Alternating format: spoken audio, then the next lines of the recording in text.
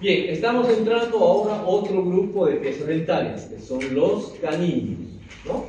Algunas características de este grupo, por ejemplo, están ubicados en los ángulos del arco dental, ¿no? Después de los laterales, en esa curvatura del arco inferior, de los arcos dentarios, es donde se ubican estas piezas dentarias. Son en número de 4, como saben, 4 en total en todo el sistema, 2 por arco y 1 por eje.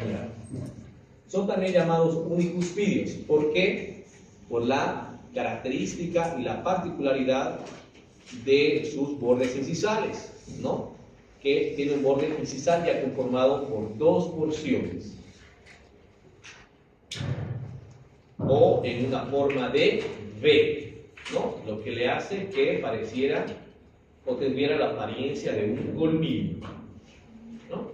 En algunos más notorios que en los otros. Dientes de vampiro. Presenta una sola raíz. Una de las principales características de esta pieza dentaria es la raíz tan potente, tan bien implantada en el arco dentario. Es una de las piezas dentarias menos proclive a procesos cariosos. O dicho de otra manera, es una pieza dentaria que es la que menos puede llegar a perderse. Y ustedes se van a dar cuenta que incluso hay abuelitos que solo tienen esos 2 colmillos, nada más. Se han perdido todas las piezas dentarias, pero aún mantienen esos colmillos, ¿no? Por esa característica, que son dientes muy bien implantados. Cuando se está haciendo entonces una plaquita, hay que tener el criterio si se las va a extraer esos 2 colmillitos o una forma de anclaje para el resto de los dientes o de las prótesis, ¿no? Hay unos abuelitos que no quieren que se les saquen los dientes. Entonces, sobre esos 2 hay que trabajar la prótesis, ¿no? Claro, aunque es conveniente para el profesional, es mejor hacer una placa total, ¿no? Porque es difícil anclar o poner unos ganchos retentivos a esos caninos. ¿Ya? Entonces son diferentes criterios que ustedes seguramente van a aprender cuando ya estén en la clínica. Su función principal es la de cortar y desgarrar alimentos, justamente por esta característica que tiene el borde incisal. Y también tienen una importancia estética, ¿no? Por estar en el sector anterior, y otro porque si esta piecita canina, por ser tan robusto, tan grueso, si no está correctamente alineado en el arco dentario, puede provocar incluso algún tipo de deformidad facial. Por ejemplo, si está muy hacia vestibular, lo va a levantar el labio, ¿no? Entonces provoca alteraciones estéticas, especialmente los superiores. Muy bien, algunos datos iniciales, como siempre. Es una de las piezas, en realidad, es la pieza de mayor longitud de todas las piezas dentales. Es el diente más grande. Una dimensión aproximada, un diámetro aproximado es de 26, una longitud aproximada de 20, un promedio de 26.8 milímetros, que lo hace el más grande de todas las piezas dentales. Hay caninos que incluso pueden llegar hasta 28 o hasta 30 milímetros, es decir, 3 centímetros, caninos sumamente grandes. ¿Ya? De estos 26, 17.3 corresponde a la porción radicular y 9.5 a la corona. De mesial hacia distal mide 8 milímetros y de vestibular hacia palatino mide 7.6.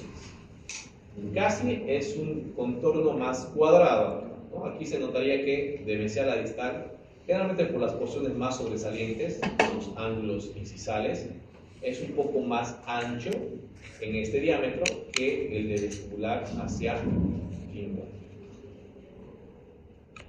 Perdón, de vestibular hacia palatino. Empieza su formación a los 26 meses. ¿Cuánto sería 26 meses sin años? 2 años y 2 meses. 2 años y 2 meses, ¿no? 2 años y 2 meses. Cuando el niño tiene 2 añitos, entonces, 2 años y 2 meses, empiezan a formarse sus caninos dentro de los huesitos maxilares. Y erupcionan entre los 10 y 13 años. Y obviamente concluyen su formación a los 13 y 16 respectivamente. ¿Qué pasa si los canales empiezan a salir antes de ese tiempo? Hay alguna alteración que se denomina, por ejemplo, erupción prematura, ¿no? Hay alguna alteración en la que los dientecitos hayan evolucionado antes de su periodo llamado relativamente normal, digamos, ¿no? Que puede darse por diferentes aspectos. Por ejemplo, si por algún motivo se ha perdido la extracción o se ha perdido el caninito temporario, ¿no? Por algún proceso infeccioso, cariótico, se llega a perder. Entonces, habiendo ya el espacio para el superior, entonces empiezan a evolucionar antes del su periodo normal. Se puede dar ambos casos. Puede haber una erupción precoz antes del periodo, llamaríamos normal, y hay una erupción tardía, es decir, después de los 13 años. Cuando se habla de este tipo de situaciones, hablamos incluso de un parámetro. Puede haber más 1 más 2 años, es decir, que de estos 10 años todavía podría llamarse normal si es que erupciona a los 9 o erupciona a los 8. Todavía está dentro de los parámetros, llamaríamos normales. O hasta los 14, 15 años. Pero más allá de esos parámetros ya es una patología. Puede tener consecuencias, sí, porque si erupciona antes de su periodo normal, tal vez esa piecita estructuralmente no está bien formada. Sí puede tener un esmalte más blandito o una dentina más blandita, ¿no? O al haber erupcionado antes de su periodo normal, incluso no solamente faltaría el tercio apical, sino hasta el tercio medio de la raíz. ¿Ya? Son algunas situaciones que sí se encuentran. ¿Qué puede tener consecuencias más graves o de otras cuestiones? No, simplemente sale más antes. ¿Ya? Relación antagónica. El canino superior ocluye con la mitad distal del canino inferior y la mitad mesial del primer premolar inferior. Entre las dos piezas dentales, entre el canino y el primer premolar inferior. Miren cómo la punta de la cúspide ocluye exactamente entre las dos piecitas dentales, ¿no? Esa es la relación de oclusión normal de esta pieza.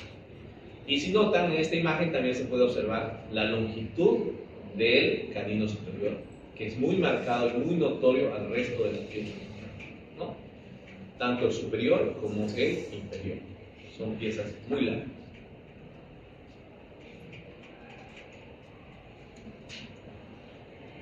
Esa es una vista del canino superior visto por todos sus lados.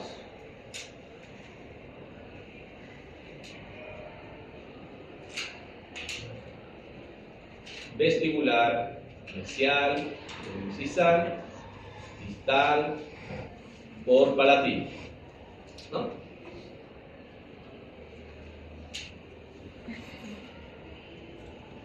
Vamos a empezar por la porción coronaria, por la corona. En la cara vestibular ya tenemos otra forma geométrica, la comparamos con otra figura geométrica. Los centrales eran trapecios, ¿no? ¿Se acuerdan? Formas trapezoidales. Acá ya encontramos contornos pentagonales. Pentágono de 5 lados, ¿no? De los cuales 2 corresponden al lado incisal, 1 al lado cervical y los 2 laterales, ¿no?, a los lados proximales. La característica más importante es el borde incisal.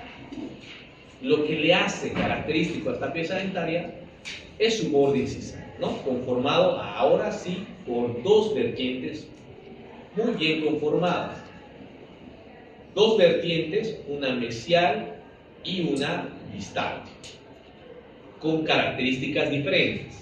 Dice que la mesial es más corta y menos inclinada.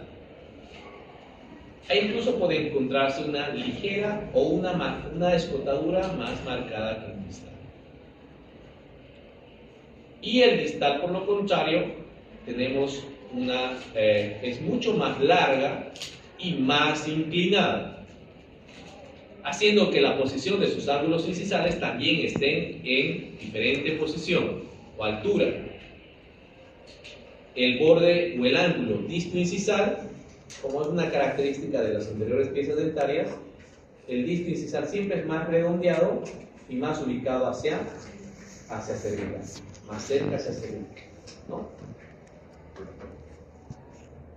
El borde cervical, entonces, esa es la principal característica de estos dientes. Su borde incisal, conformado por dos vértices. El borde cervical no hay muchas características, que al igual que las demás piezas dentarias, es una línea curva de convexidad hacia apical.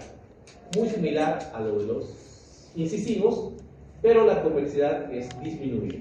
Ya no es la convexidad mucho más marcada, como el de los incisivos.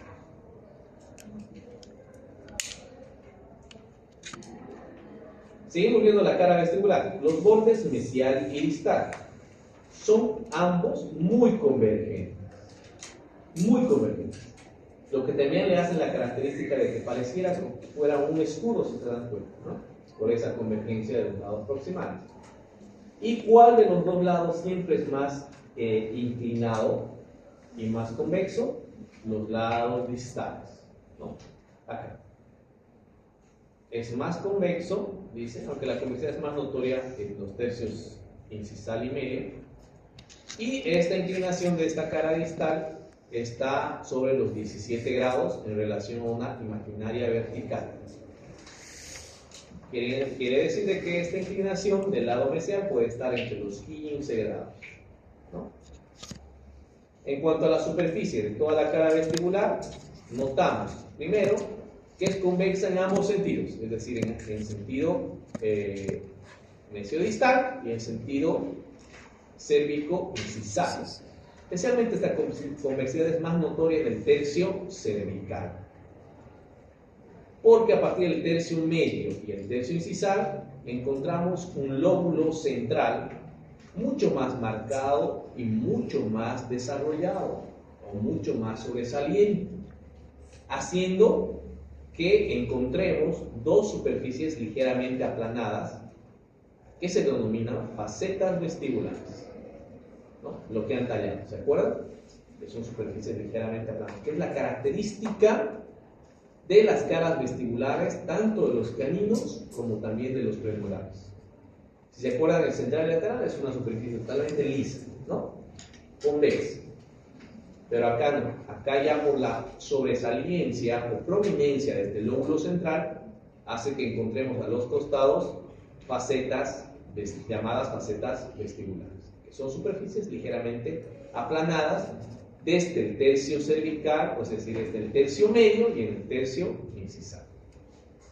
Podemos encontrar depresiones vestibulares divergentes, que puede ser la separación también de sus tres lóbulos de desarrollo, de los tres lóbulos de desarrollo.